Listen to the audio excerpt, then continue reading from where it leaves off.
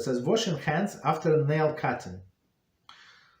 After one's nails are cut, whether she did it herself or it was done by someone else, a ruach ra, evil spirit, rests on one's hands and must be washed, and one must wash her hands to remove the ruach ra. So, I mean, we have to understand all of the things are applicable to men also as well. So it's not like women halakha, but since not all of the halachas applies to women, so we're going from opposite, right? So,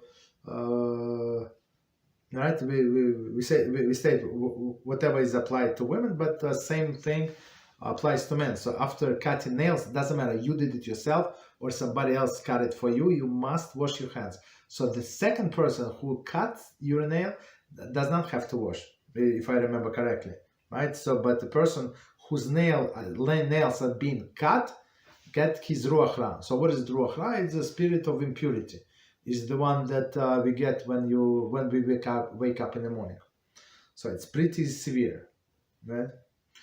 This should be done as soon as possible after the nails are cut. Preferably, one should wash the hands to the wrist. That like what we do after the restroom, right? Or at least until the end of the fingers. So, like as always.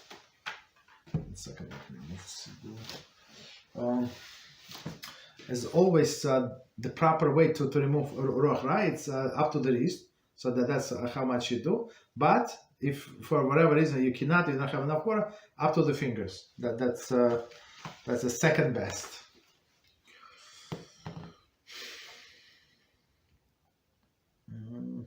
Okay. There is when the fingers meet the palm of the hands. Okay, exactly as we showed. Some poskim maintain that washing one's hand once on each hand is enough, while others require 3 times.